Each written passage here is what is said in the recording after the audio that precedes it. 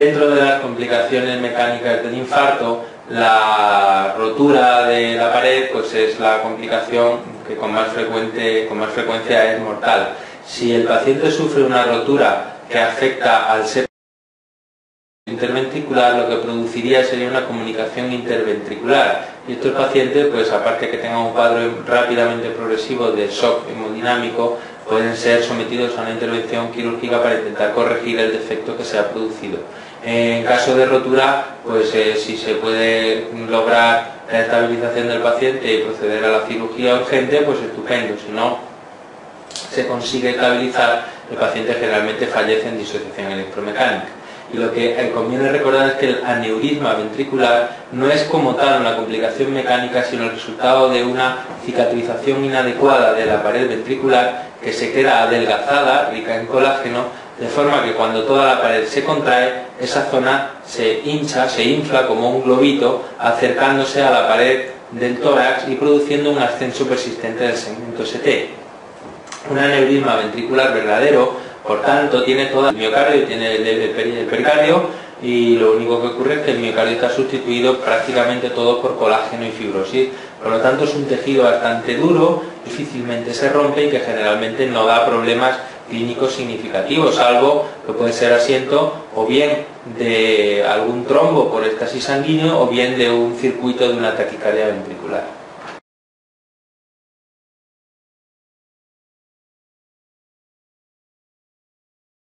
En la fase del infarto, el paciente está sometido a un estrés que, junto con la irritabilidad de las células, facilita la aparición de arritmias. Estas arritmias son muy variables y conviene recordar de forma global 2 o 3 datos que son importantes, aunque en la tabla que está recogida del manual pues existe mucha información. Los datos fundamentales son que en las primeras 24 o 48 horas un paciente con un infarto puede fibrilar, y esto a largo plazo no tiene una alteración significativa en cuanto al pronóstico. Es verdad que a corto plazo sí, puesto que si alguien fibrila y está en un sitio donde se puede desfibrilar, digamos, el riesgo es muy bajo, porque la desfibrilación eléctrica es muy eficaz para revertir la fibrilación ventricular a ritmo sinusal, pero si el paciente está fuera del ámbito hospitalario, pues esta es la causa más frecuente de muerte del paciente en el seno del infarto agudo del miocardio antes de llegar al hospital, la fibrilación ventricular. Pero el hecho de que fibrile en sí no da mal pronóstico siempre que pueda ser desfibrilado el paciente. Otra cosa es otras arritmias que pueden aparecer, como son las taquicardias ventriculares monomorfas. En la fase aguda de un infarto es excepcional que alguien haga una TV monomorfa, porque para tener una taquicardia ventricular monomorfa el paciente necesita tener una cicatriz inhomogénea, y eso tarda generalmente días, semanas o hasta meses en formarse. Por eso la TV monomorfa es típica del paciente con un infarto en la fase crónica, meses o años después del infarto. Mientras que en la fase aguda, el día del infarto, el paciente cuando hace arritmia lo que hace es que fibrila. Y esto es una diferencia clínica importante. La fibrilación ventricular es típica de la fase aguda y la taquicardia ventricular es típica de la fase crónica, y no al revés. Por otra parte, es muy frecuente que esta irritabilidad de las células se manifieste con la presencia de taquicardias ventriculares no sostenidas y extrasístoles ventriculares frecuentes que en general no necesitan un tratamiento específico, más allá del tratamiento general de soporte del infarto. En algunos pacientes, debido a la isquemia, se prolonga el intervalo QT y podemos tener episodios de tosadas de puntas que incluso pueden degenerar en fibrilación ventricular, que habrá que tener al paciente monitorizado. Y por último, comentar que existe una posibilidad de aparición de un bloqueo auriculoventricular, de manera que tradicionalmente se han separado en dos grandes grupos. Por una parte, aquellos asociados a los infartos inferiores, y por otra parte, los asociados a los infartos anteriores o anterolaterales extensos. De manera que cuando hay un infarto inferior, la irritabilidad de las terminaciones pleurales nerviosas del vago que hay en la cara inferior del corazón va a dar lugar a un bloqueo, generalmente por aumento del tono vagal. Por tanto, es un bloqueo a nivel del nodo AV, que es el que recibe máximas aferencias vagales dentro del corazón, que está localizado en el nivel del nodo AV, tiene por tanto un ritmo de escape relativamente bueno, porque el escape es inmediatamente debajo del nodo, en el GIS, 40 o 50 latidos por minuto, con un QRS que es estrecho, con buena respuesta a atropina y que tiene un buen pronóstico, porque esto generalmente es reversible una vez que pasa la fase aguda o le ponemos al paciente una ampolla de atropina. Sin embargo, cuando el bloqueo aparece en el seno de un infarto anterolateral extenso, suele estar asociado a una necrosis del haz de GIS, y eso no se va a recuperar. Además, el escape va a ser más bajo, a una frecuencia menor, con un QRS más ancho, no va a responder a atropina porque el nodo no interviene aquí en absoluto, y el pronóstico va a ser malo, y son pocos los pacientes que suelen recuperar este tipo de bloqueo.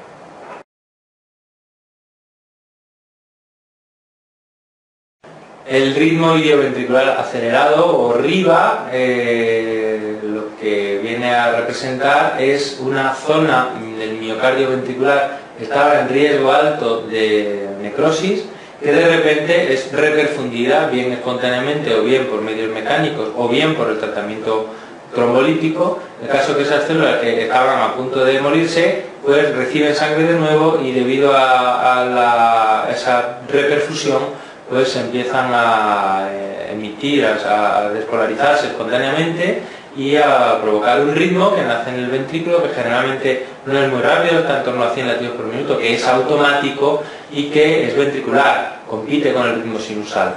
Lo más importante del RIVA es tener tranquilidad, puesto que es un dato de reperfusión, es transitorio, suele durar unos minutos y generalmente es un dato de buen pronóstico, puesto que indica que se ha procedido a la reperfusión eficaz de la zona del infarto.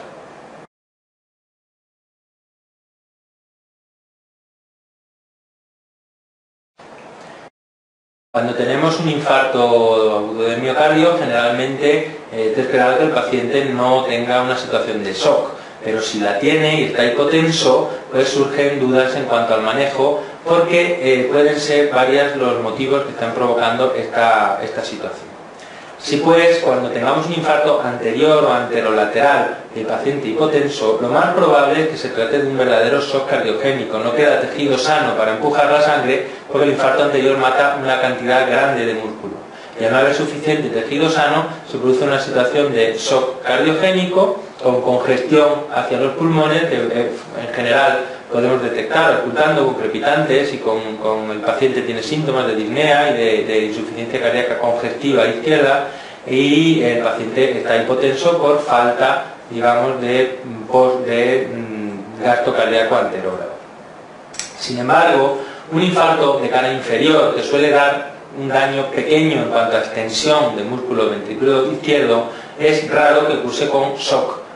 Puede ocurrir, especialmente si el paciente previamente, pongamos un ejemplo, ya había tenido un infarto de la cara anterior y ahora tiene un infarto de la cara inferior, que era lo que le quedaba sano, pues evidentemente entrará en shock cardiogénico. O bien si el paciente tiene alguna otra enfermedad cardíaca, como puede ser una valvulopatía grave, y el poquito de daño que hace el infarto inferior, pues digamos es la puntilla que descompensa la situación. Pero en general esto es poco probable. Pero hay que estar atento a esta posibilidad, porque de ser así, si el paciente tiene crepitación, tercer ruido, datos de congestión pulmonar, debemos dar diuréticos, inotropos, y ese sería un poco el manejo, aparte de, por supuesto, la fibrinolisis o la angioplastia primaria inmediata. Sin embargo, otros pacientes con un infarto inferior que tienen hipotensión, la tienen por culpa de que tienen un ritmo particularmente lento. Tienen bradicardia sinusal o incluso un bloqueo AV provocado por el ya mencionado aumento del tono vagal que aparece durante el infarto agudo de miocardio de cara inferior. En estos casos la solución es bien sencilla. La atropina va a conseguir la reversión de ese aumento del tono parasimpático, y por tanto vamos a conseguir que el paciente recupere frecuencia cardíaca y por tanto tensión arterial. Es importante reconocerlo. Y existen otras dos circunstancias en las que puede aparecer hipotensión acompañada de una presión venosa yugular alta, como son la rotura cardíaca y el infarto de ventrículo derecho. La diferenciación entre estas dos situaciones es importante, porque clínicamente son muy parecidas en cuanto a su presentación, pero el tratamiento va a ser diferente. El infarto de ventrículo derecho va a necesitar el tratamiento de reperfusión habitual. Se pueden emplear líquidos intravenosos para optimizar la precarga durante unas horas o unos días, pero el tratamiento definitivo va a ser la reperfusión y el tratamiento con inotropos durante la fase aguda si hace falta. Sin embargo, la rotura cardíaca se pueden emplear también los líquidos intravenosos para optimizar la precarga, pero el tratamiento lógicamente va a pasar por el quirófano y por el cierre del agujero que está produciendo la salida de sangre desde el interior del ventrículo hacia la cavidad pericárdica. ¿Cómo diferenciar estas dos entidades? Es sencillo, con un ecocardiograma en el que veremos en una el ventrículo derecho dilatado e hipokinético y en la otra el líquido pericárdico a presión comprimiendo las cavidades miocárdicas. El tratamiento, por tanto, del paciente con infarto inferior e hipotensión va a depender del origen y es importante diferenciarlo porque en algunos casos es incluso contrapuesto. Si se trata de un verdadero shock cardiogénico, un Kilit 4, vamos a necesitar emplear diuréticos, mientras que si es un infarto de ventrículo derecho vamos a emplear líquidos intravenosos. Luego es prácticamente lo contrario, por eso es importante detectar las diferencias.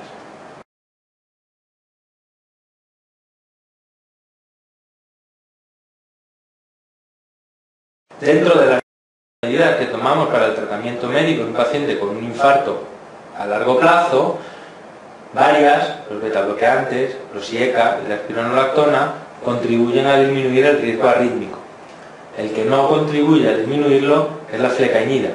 De hecho, sabemos que los antiarrítmicos, a excepción de amiodarona y dofetilide, pueden aumentar la mortalidad en pacientes con cardiopatía previa, específicamente en pacientes con infarto previo. Luego están contraindicados. La otra medida que podemos utilizar para disminuir la mortalidad arrítmica es el implante de un desfibrilador automático. Y en general, tras un infarto, existen una serie de indicaciones más o menos claras de implante de este dispositivo. Por supuesto, en prevención secundaria, quien ha tenido una muerte súbita recuperada fuera de la fase aguda, tiene indicación de colocarse el dispositivo. Digo fuera de la fase aguda porque en la fase aguda, si un infarto fibrila, ya hemos dicho que no empeora el pronóstico a largo plazo, no tiene riesgo de volver a fibrilar en el futuro siempre que el paciente sea correctamente tratado en la fase aguda. Luego no necesitamos poner un desfibrilador automático para el resto de su vida. Solamente lo haremos en quien fibrile meses o años después de un infarto, no el día del infarto. El día del infarto, el infarto tiene que fibrilar el día del infarto y eso, digamos, no pasa nada. Prevención secundaria también se considera quien tiene una taquicardia ventricular sostenida con mala tolerancia o con fracción de eyección deprimida. En este caso está también claro que, bueno, si de esta TV se ha escapado, de la siguiente a lo mejor no se escapa, pues también tendríamos que colocar un desfibrilador. En caso de que la tolere bien y tenga la fracción de eyección más o menos normal, pues es recomendable colocarlo. En Estados Unidos son partidarios de hacerlo en todo caso si el paciente tiene un infarto previo. En Europa pues es recomendable, pero no es obligatorio.